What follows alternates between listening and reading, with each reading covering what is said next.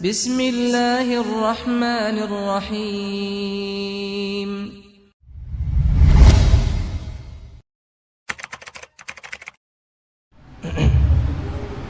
Bismillahirrahmanirrahim. Assalamualaikum warahmatullahi wabarakatuh.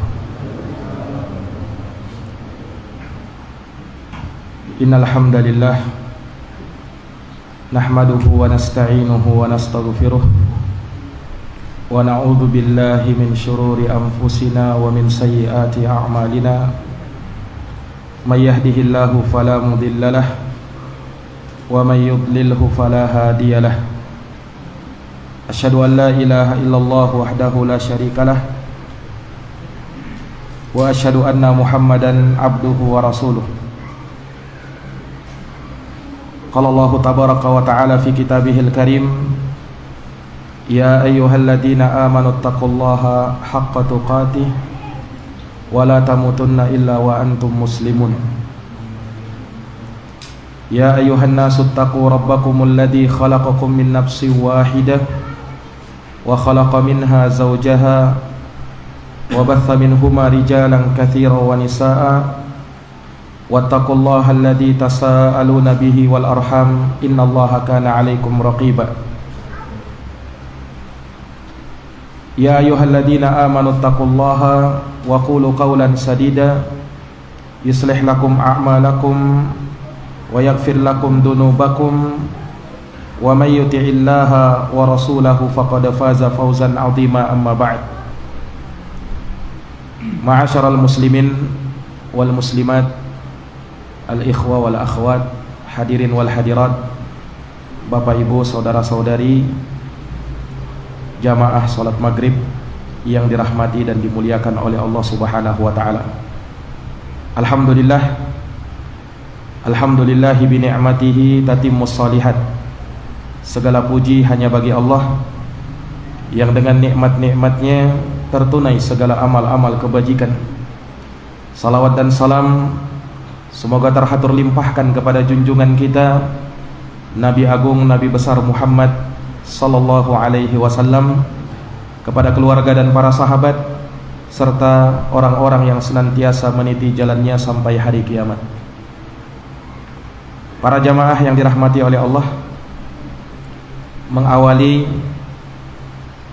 ceramah kita pada malam hari ini, sebelumnya kami mengucap syukur dan terima kasih kepada segenap DKS Surau Nur Hikmah yang telah memberikan kesempatan kepada kami untuk menyampaikan sepatah dua patah kata sebagai nasihat bagi diri pribadi sendiri, dan semoga bisa menjadi nasihat bagi kita semuanya. Para jamaah yang dirahmati dan dimuliakan oleh Allah, kita berkumpul di masjid atau di surau yang mulia ini tentunya dalam rangka menegakkan salah satu ibadah yang Allah Subhanahu wa taala wajibkan kepada kita, yaitu salat maghrib secara berjamaah. Yang kemudian amalan ini kita lanjutkan dengan duduk sejenak untuk mendengarkan ayat-ayat Allah Subhanahu wa taala yang dibacakan dan hadits-hadits Rasulullah sallallahu alaihi wasallam yang insyaallah akan kita dengarkan. Nah, ini semua tentu akan mendatangkan keutamaan yang besar pula. Disebutkan di dalam hadis yang diriwayatkan oleh Imam Muslim dari sahabat Abu Hurairah radhiyallahu taala anhu, Rasulullah sallallahu alaihi wasallam pernah bersabda, "Majtama'a qaumun fi baitin min buyutillah yatsluna kitaballah wa yatadarasunahu fima bainahum." Tidaklah suatu kaum berkumpul di salah satu rumah dari rumah Allah Subhanahu wa taala. Apa yang mereka lakukan? Yatsluna kitaballah, mereka membaca kitabullah, wa yatadarasunahu fima bainahum, dan saling mengadakan pengajaran antara satu dengan yang lainnya. Maka orang yang seperti ini akan mendapatkan 4 keutamaan sekaligus. Illa nazalat alaihimus sakinah, akan turun kepadanya sakinah, ketenangan. Wa ghasyiyatuhumur rahmah, rahmat akan meliputi mereka. Wa haffathumul malaikah, malaikat akan mengelilingi majelis mereka. Wa dzakarahumullahu ta'ala fi man indah, dan Allah akan sebut nama orang-orang yang hadir di majelis itu di hadapan para malaikat. Allahu Akbar. Ini keutamaan yang luar biasa. Tatkala kita duduk bermajelis seperti ini, tentunya dengan niatan semata mengharapkan pahala di sisi Allah Subhanahu wa ta'ala. Para jamaah yang dirahmati dan dimuliakan oleh Allah, hidup itu bagaimana kita bisa bahagia. Bahkan ada slogan atau jargon sebagian orang, katanya hidup itu yang penting happy, katanya. Hidup itu yang penting bahagia. Sehingga sebagian orang akan menempuh berbagai macam cara agar bisa hidup bahagia. Tergantung bagaimana caranya dia menempuh kebahagiaan itu, dan bagaimana dia mengukur arti sebuah kebahagiaan itu. Sebab di sana manusia berbeda-beda di dalam mengartikan kebahagiaan itu. Ada yang menganggap bahagia itu tatkala mempunyai harta yang banyak, sehingga dia akan mengusahakan berbagai macam cara untuk mengumpulkan harta yang sebanyak-banyaknya supaya bisa bahagia. Dan terkadang orang yang seperti ini tidak lagi memperdulikan mana yang halal, mana yang haram. Yang penting hartanya bisa banyak, karena dia pandang kapan sudah banyak harta, maka disitulah kebahagiaan. Ada juga yang memandang bahagia itu, katanya, manakala sudah bisa keliling dunia, traveling kemana-mana, maka dia pun juga mengusahakan untuk itu. Bagaimana dia bisa menapaki semua bumi Allah Subhanahu wa ta'ala ini, karena dia anggap itulah kebahagiaan yang sesungguhnya. Dan ada juga yang memandang bahagia itu, katanya, dengan pangkat dan kedudukan, dengan jabatan dan kekuasaan. Kapan kita sudah berkuasa, maka kita akan menjadi orang yang paling bahagia.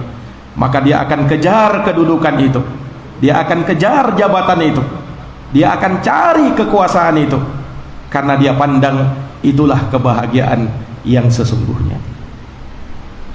Para jamaah yang dirahmati dan dimuliakan oleh Allah, tentu kita sebagai orang yang beriman hendaknya memandang segala perkara sesuai dengan kacamata syariat. Apa arti kebahagiaan yang sesungguhnya itu, supaya kita jangan sampai salah mengartikan kebahagiaan itu. Nah, kebahagiaan yang sesungguhnya manakala seseorang masuk ke dalam surga Allah Subhanahu wa ta'ala dan terbebas dari api neraka. Itulah kebahagiaan yang sesungguhnya. Inilah kebahagiaan yang tiada duanya. Inilah kebahagiaan yang tatkala seorang mendapatkan kebahagiaan ini, maka tidak ada artinya kesengsaraan hidup di dunia ini. Disebutkan dalam hadis riwayat Imam Muslim dari sahabat Anas bin Malik radhiyallahu anhu, Nabi sallallahu alaihi wasallam menyebutkan, yu'ta bi an'umi ahli dunya min ahlin nari yaumal qiyamah. Akan didatangkan, kata Nabi SAW, akan didatangkan seseorang yang paling nikmat hidupnya di dunia, paling nikmat hidupnya di dunia, tapi dia termasuk dari penghuni neraka. Allah datangkan pada hari kiamat, kemudian apa? Fayusbagu finnari sobagatan. Kemudian dia dicelupkan ke dalam neraka Satu kali celupan saja, baru satu kali celupan. Kemudian dia diangkat. Kemudian Allah tanya kepada dia, ya bena Adam, hal ra'aita khairan qat? Hal marra bika na'imun qat? Wahai anak Adam, apakah engkau pernah merasakan kebaikan walau hanya sebentar? Apakah pernah kau merasakan kenikmatan walau hanya sedikit? Maka orang ini langsung mengatakan, la wallahi ya Rabb, tidak, demi Allah wahai Tuhanku, aku tak pernah merasakan kenikmatan, aku tak pernah merasakan kebaikan walau hanya sebentar saja. Subhanallah. Padahal dia orang yang paling bahagia hidupnya di dunia, dicelupkan ke dalam neraka satu kali celupan saja, belum lama, baru satu kali. Maka dia menganggap bahwa kebahagiaan yang dulu dia rasakan di dunia tidak ada artinya. Ini jamaah sekalian yang dirahmati oleh Allah. Kemudian kata Nabi, wa yu'ta bi asyaddin nasi bu'san fid dunya. Didatangkan orang yang kedua. Orang ini paling sengsara hidupnya tatkala di dunia, tapi dia termasuk dari penghuni surga. Paling sengsara hidupnya di dunia dan dia termasuk penghuni surga. Maka apa yang terjadi? Fayusbagu fil jannati sabagatan. Maka dia pun dicelupkan ke dalam surga satu kali celupan saja. Kemudian diangkat. Allah berfirman kepada dia, ya bena Adam, hal ra'aita syarran qat? Wa hal marra bika bu'san qat? Wahai anak Adam, apakah engkau pernah merasakan kejelekan walau hanya sebentar? Apakah engkau pernah merasakan kesusahan, kesulitan walau hanya sesaat? Orang ini mengatakan, la wallahi ya Rabb, tidak, demi Allah aku tak pernah merasakan kesengsaraan walau hanya sesaat.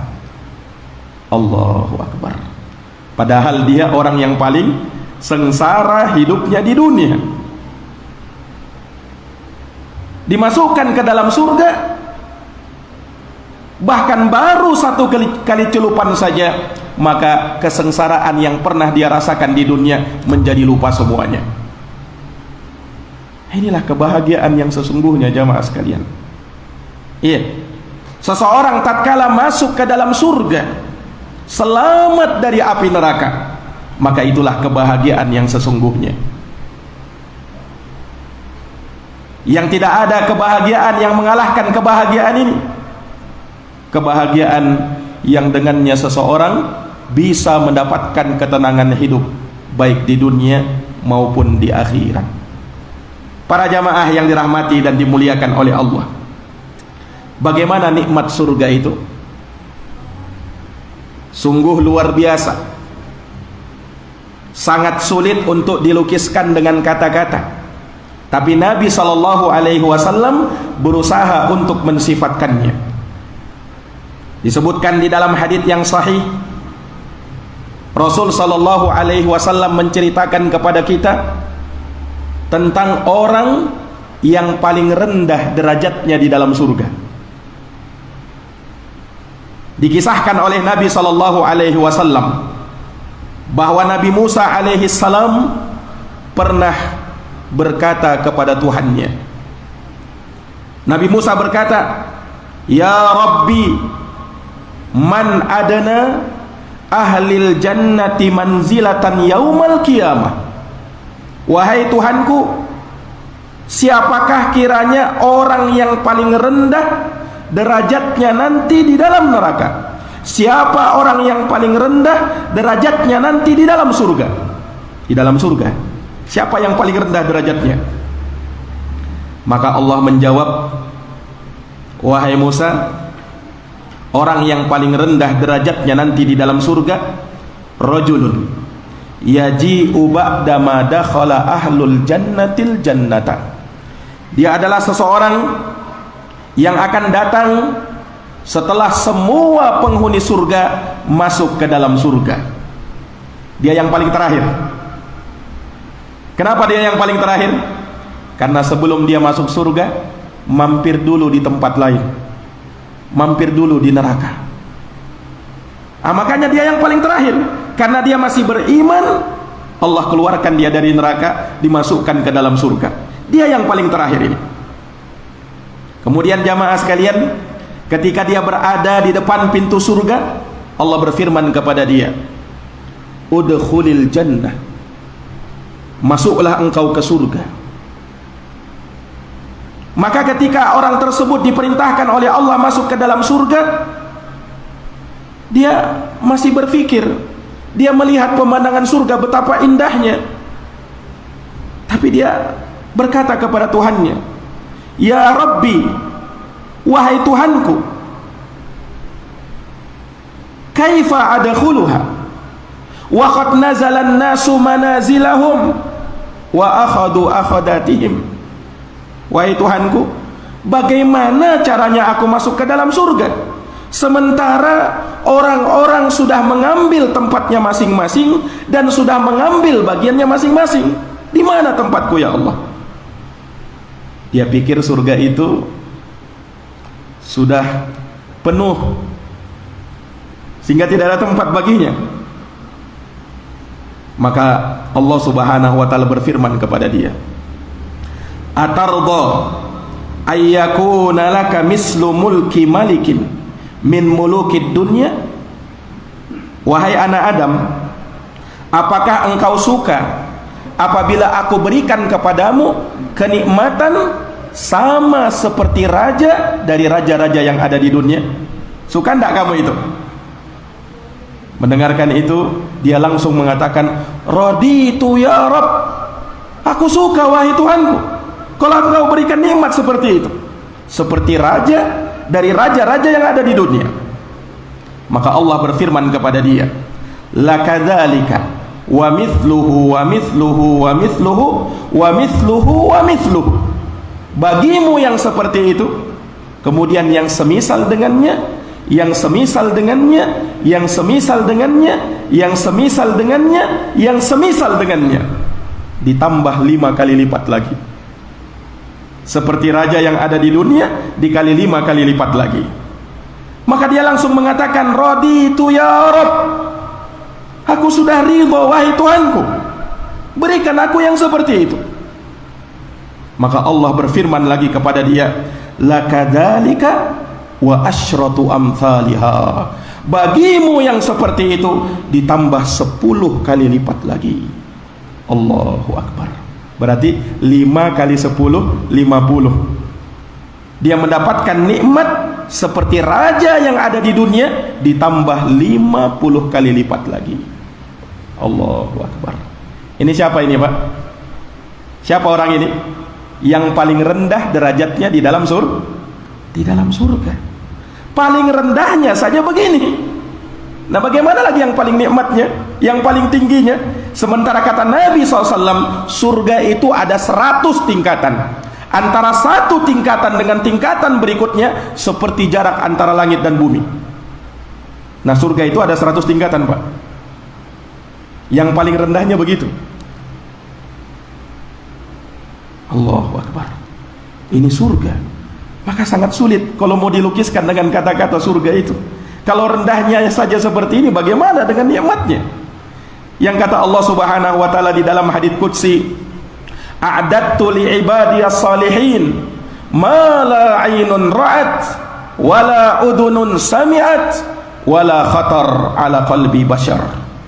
Aku siapkan untuk hamba-hambaku yang beriman kenikmatan-kenikmatan yang tak pernah terlihat oleh mata, tak pernah terdengar oleh telinga, dan tak pernah terbersit dalam hati manusia. Surga itu tidak bisa kita bayangkan, Pak. Kalau kita mau bayangkan surga itu mungkin begini nikmatnya, indahnya mungkin begini, maka yakinilah surga jauh lebih indah dari itu semua. Karena tidak bisa dilukiskan. Tidak bisa dibayangkan dengan hati. Ini para jamaah sekalian yang dirahmati dan dimuliakan oleh Allah. Maka luar biasa kenikmatan surga yang Allah Subhanahu wa taala berikan kepada hamba ini. Dalam hadits yang lain, Nabi sallallahu alaihi wasallam pernah ketika beliau mau sholat, Pak, tiba-tiba Nabi SAW seakan-akan terlihat dari wajahnya kesenangan. Beliau seakan-akan suka. Kemudian beliau ingin mengambil sesuatu di hadapannya, tapi kemudian tiba-tiba beliau mundur ke belakang. Loh, ada apa ini? Para sahabat pun merasa aneh dengan perilaku Nabi seperti itu, sehingga mereka bertanya, ma baluka ya Rasulullah, ada apa dengan anda ya Rasulullah? Kenapa engkau berperilaku seperti itu?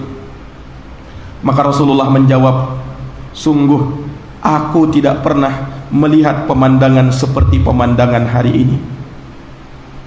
Ra'aitul jannata wan nar, aku tadi melihat surga dan neraka dipampangkan di hadapan kedua mataku.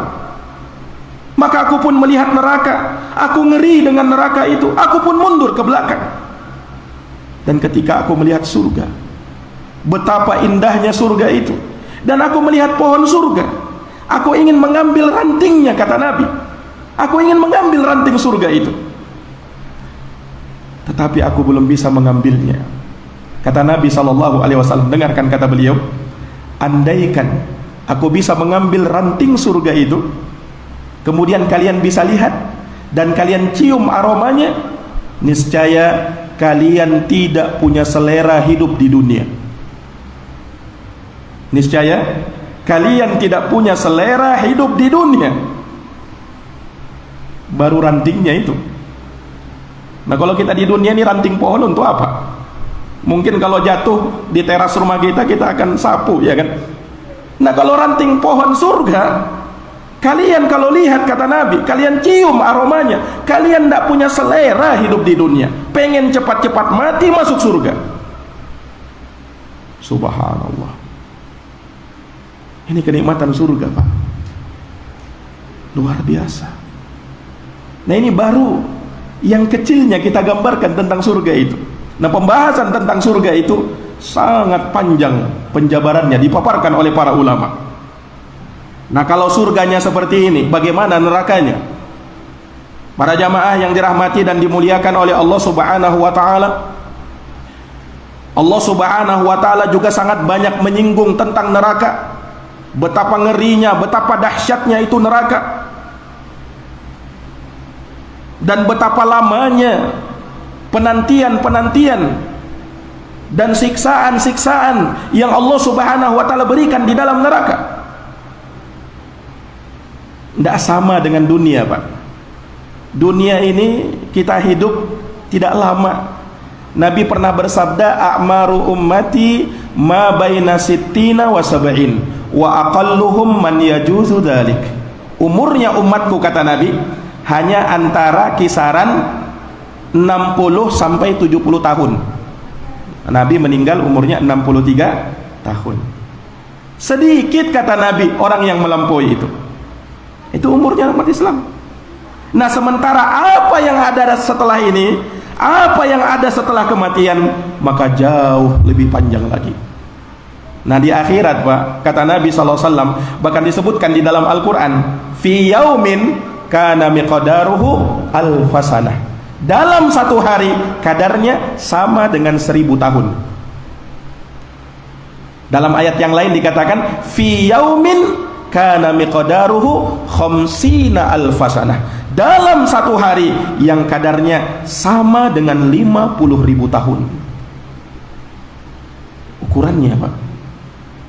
Nabi SAW pernah sebutkan, ya, bahwasanya orang kaya nanti, orang miskin akan masuk ke dalam surga lebih dulu daripada orang kaya masuk surga, dengan perbandingan setengah hari. Tapi setengah hari di akhirat. Tadi ukuran satu hari paling sedikitnya 1000 tahun, Pak. Berarti kalau setengah hari berapa tahun? 500 tahun. Orang miskin lebih dulu masuk surga sebelum orang kaya. Loh, kenapa begitu, Ustaz? Karena orang miskin langsung masuk surga, tidak ada lagi hisab tentang hartanya. Nah, orang kaya kalau mau masuk surga dihisab dulu hartanya. Tentang harta minimal ada 2 pertanyaan. Min aina tasabah, dari mana kau dapatkan itu harta? Wa fima anfaqah, kemana kau belanjakan itu harta?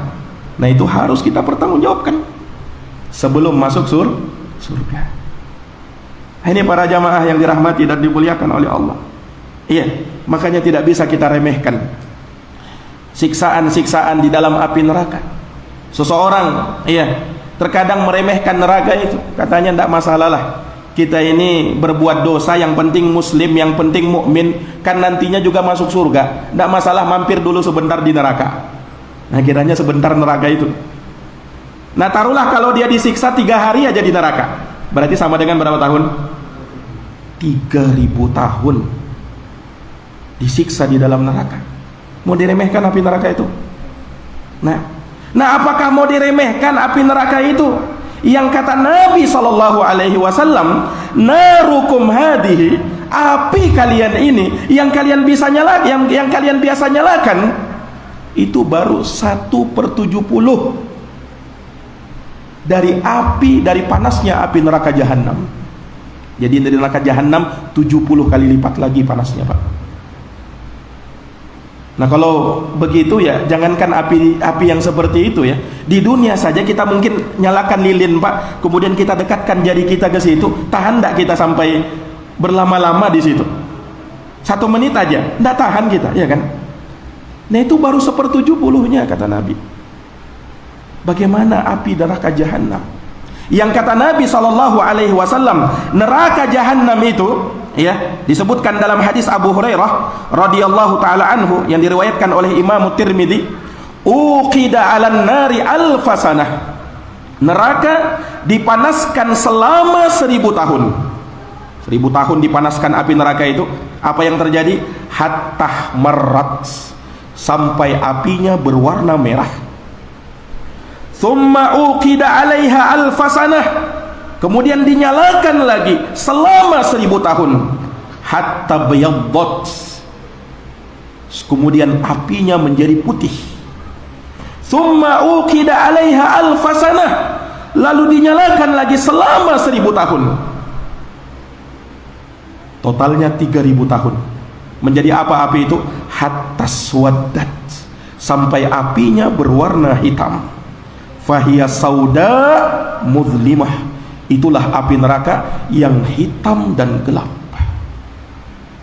Itu bedanya api kita, Pak. Kalau api kita kan mungkin berwarna merah, berwarna biru, ya kan? Kalau api di akhirat, api di neraka warnanya hitam. Bayangkan 3000 tahun dipanaskan. Ini para jamaah sekalian yang dirahmati dan dimuliakan oleh Allah. Nah, apakah mau diremehkan siksa api neraka itu? Yang Nabi mengatakan dalam hadis yang diriwayatkan oleh Imam Muslim di dalam sahihnya, inna ahwana ahlin nari adaban, sesungguhnya orang yang paling ringan azabnya di dalam api neraka, yang paling ringan kata Nabi, man lahu na'lani wa syirakani, orang yang punya 2 sendal. Sendal dari api neraka, Pak. Min narin, yang terbuat dari api neraka. Yughli minha dimaghuhu kama yughlil mirjal. Ketika kakinya masuk ke dalam sendal api neraka itu, otaknya mendidih karena panasnya sendal dari api neraka.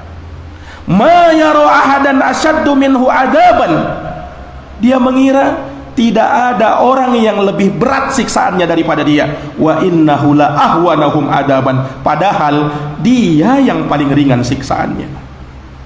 Allahu Akbar. Nah, kalau api kita, Pak, di dunia ini, kalau misalnya membakar tapak kaki kita, jangankan otak, lutut aja tidak mungkin mendidih, tidak mungkin hangus terbakar, ya kan? Yang terbakar apa? Tapak kaki, tidak sampai ke lutut.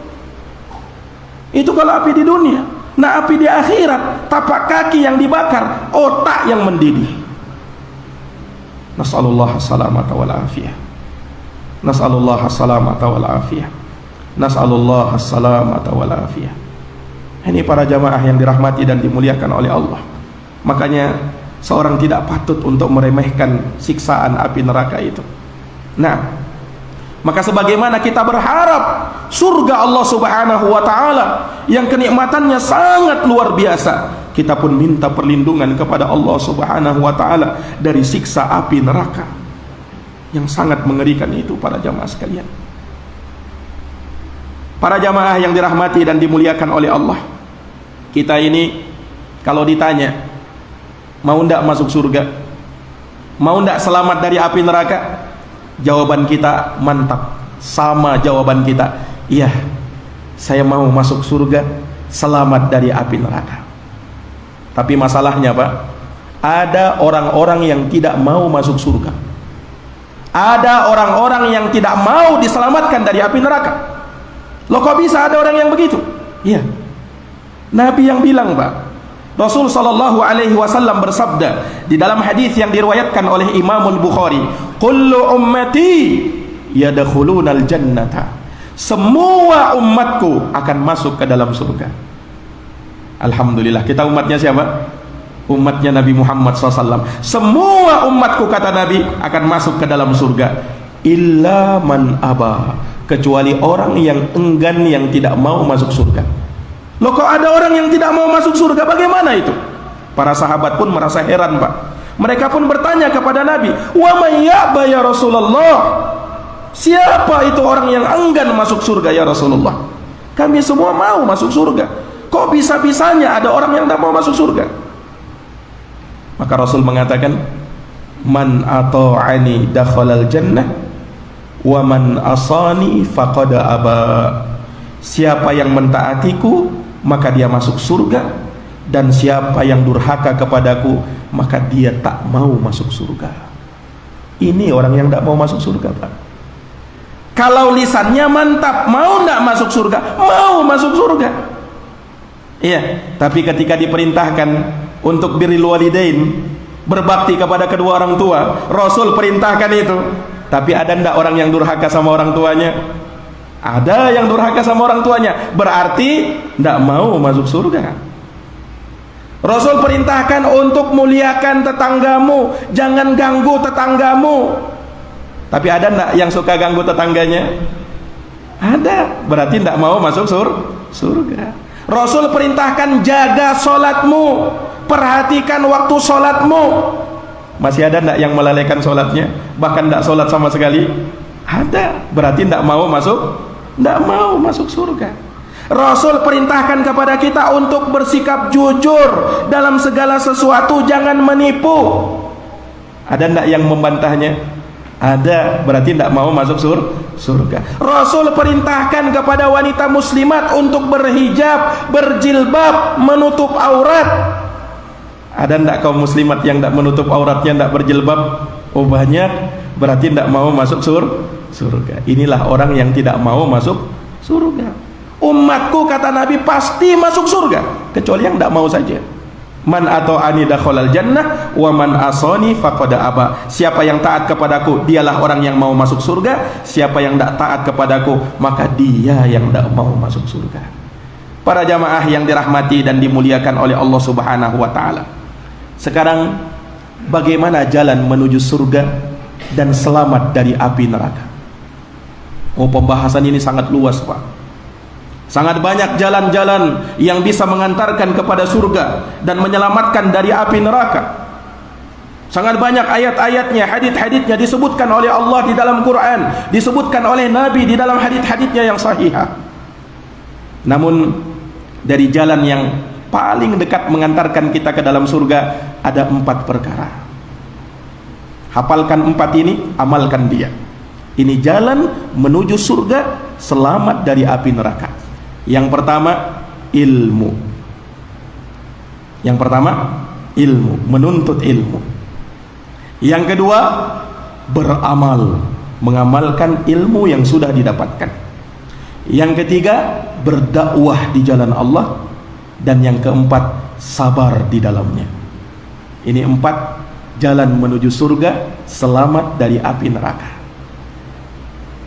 Nah, 4 jalan ini Allah Subhanahu wa ta'ala ringkas di dalam satu surat yang insya Allah kita hafalkan bersama. Surat apa namanya Pak? Surat yang kita sudah hafalkan, pendek, ringkas, biasa jadi surat andalan juga itu. Suratul Asr. Wal Asr, demi masa. Innal insana lafi khusr. Sesungguhnya manusia benar-benar berada di dalam kerugian. Illa, kecuali. Pengecualian di sini sebutkan 4 perkara setelahnya. Illal ladina amanu, kecuali mereka yang beriman, wa amilus solihat, beramal dengan amalan soleh, wa tawasau bil haq, saling memberikan tausiah nasihat dalam menegakkan kebenaran, wa tawasau bis sabar, dan saling memberikan tausiah untuk menetapi kesabaran. Teringkas di dalam surat yang ringkas ini. Ini para jamaah sekalian yang dirahmati oleh Allah. Maka inilah rahasianya mengapa dulu para sahabat kalau saling ketemu Pak, satu sama lain di antara mereka, wasiat mereka suratul Asr. Mereka ketemu, wasiatnya apa? Suratul Asr. Mereka ulang-ulang itu supaya diingat, ini jalan yang menuju surga, ini jalan yang bisa menyelamatkan kita dari api neraka. Ilmu, amal, dakwah, sabar. Kalau seorang bisa istiqomah di sini, luar biasa ini. Jalan yang paling dekat mengantarkan kita ke dalam surga. Yang pertama apa? Ilmu. Menuntut ilmu. Makanya Rasul wajibkan talabul ilmi faridatun ala kulli muslim. Menuntut ilmu adalah wajib bagi setiap muslim. Kalau wajib berarti yang tidak menuntut ilmu berdosa atau tidak? Berdosa. Karena wajib menuntut ilmu agama. Yang tidak menuntutnya berdosa. Ini para jamaah sekalian, kita katakan menuntut ilmu jalan yang paling dekat menuju surga. Rasul sabdakan di dalam hadis riwayat Muslim dari sahabat Abu Hurairah radhiyallahu anhu. Kata Nabi, "Man salaka tariqan yaltamisu fihi ilma, sahhalallahu lahu bihi tariqan ilal jannah." Barang siapa yang menempuh perjalanan dalam rangka menuntut ilmu, maka Allah mudahkan baginya jalan menuju surga. Kita datang ke tempat ini, melangkahkan kaki kita ke sini, ini jalan menuju surga. Karena kita berusaha untuk mempelajari agama kita. Ini jalan yang menuju surga. Lihat Pak, sebenarnya kan bukan hanya menuntut ilmu yang diperlukan perjalanan untuk ke sana, ya kan? Sholat juga butuh perjalanan. Pergi ke masjid juga butuh perjalanan. Haji apalagi butuh perjalanan. Mau silaturahim juga butuh perjalanan. Tapi kenapa Nabi sebutkan hanya satu ini saja? Siapa yang menempuh perjalanan dalam rangka menuntut ilmu, Allah mudahkan baginya menuju surga. Sementara tidak ada hadits yang seperti itu kecuali untuk ilmu. Kata para ulama, karena memang ilmu jalan yang paling singkat mengantarkan kita ke dalam surga Allah Subhanahu wa taala. Ini para jamaah sekalian yang dirahmati oleh Allah. Nah, ilmu itu kan sangat banyak di dalam agama ini. Ada ilmu tauhid, ada ilmu aqidah, ada ilmu fiqh, ada ilmu hadis, ada ilmu tajwid, ada ilmu Al-Qur'an, ada banyak sekali cabang-cabang ilmu agama ini.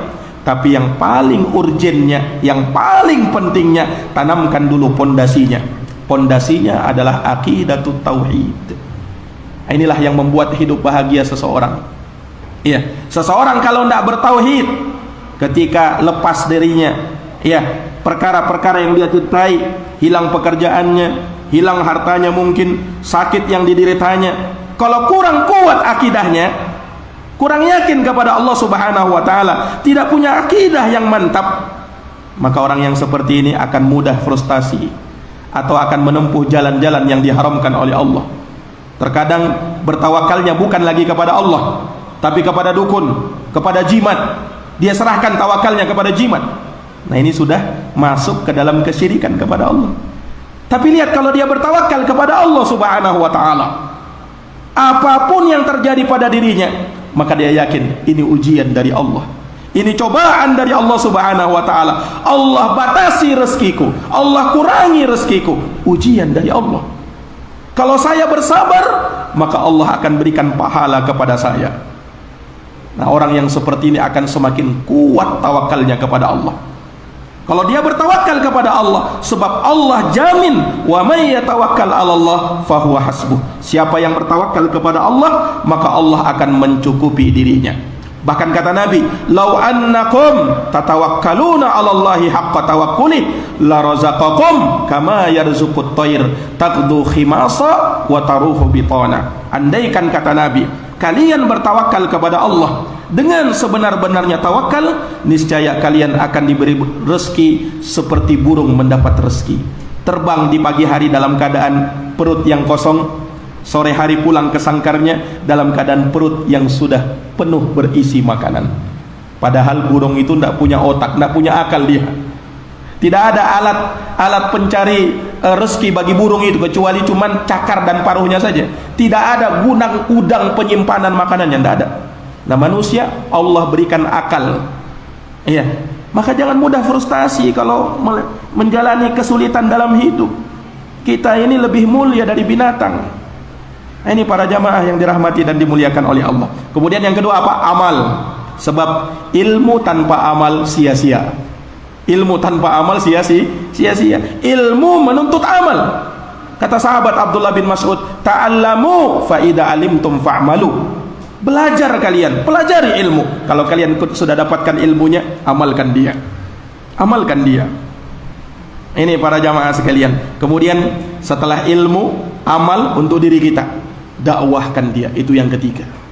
Artinya jamaah sekalian, ilmu itu jangan disimpan untuk diri sendiri, amal itu jangan disimpan untuk diri sendiri, tapi bagi juga kepada orang lain, terutama yang terdekat dengan kita. Yang terdekat dengan kita, keluarga kita dulu. Keluarga kita dulu. Allah perintahkan dalam Quran, "Ya ayyuhalladzina amanu qu anfusakum wa ahlikum nara." Wahai orang-orang yang beriman, jaga dirimu. Hanya dirimu saja? Enggak. Wa ahlikum, jaga juga keluargamu dari api neraka. Ini dakwah, Pak. Dakwah itu enggak harus jadi ustadz dulu, enggak harus jadi kiai dulu, enggak harus jadi ulama dulu. Ballighu anni walau ayah, sampaikan dariku walau hanya seayat. Apa yang kita sudah tahu ilmunya, ajarkan, sampaikan, nasihati. Maka itu dakwah di jalan Allah. Dan yang terakhir, dari jalan yang bisa mengantarkan kita ke dalam surga adalah kesabaran. Kesabaran. Ini kuncinya, Pak. Kesabaran. Iya, tanpa sabar maka kita tidak akan bisa meraih surga Allah Subhanahu wa taala. Perhatikan jamaah sekalian. Orang yang nanti kelak akan masuk ke dalam surga, masuk ke dalam surga, ketika berada di depan pintu surga, para malaikat menyambut para penghuni surga. Apa sambutan malaikat? Diceritakan dalam Quran. Malaikat menyambut penghuni surga dengan mengatakan, dengan ucapan salam. Tapi salamnya malaikat begini, "Salamun alaikum bima sabartum fa ni'ma uqbaddar." Ini salamnya malaikat kepada penghuni surga yang mau masuk ke dalam surga. Kata malaikat itu, "Salamun alaikum bima sabartum." Keselamatan atas kalian dengan sebab kesabaran kalian. Lihat, malaikat menyebut kalian masuk surga ini selamat dari api neraka karena apa? Karena sabar.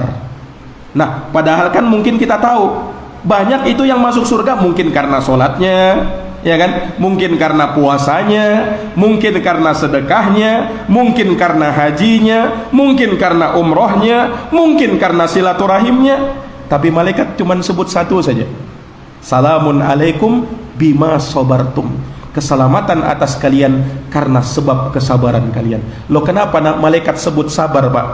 Karena tanpa kesabaran tidak mungkin kita bisa melakukan semua itu.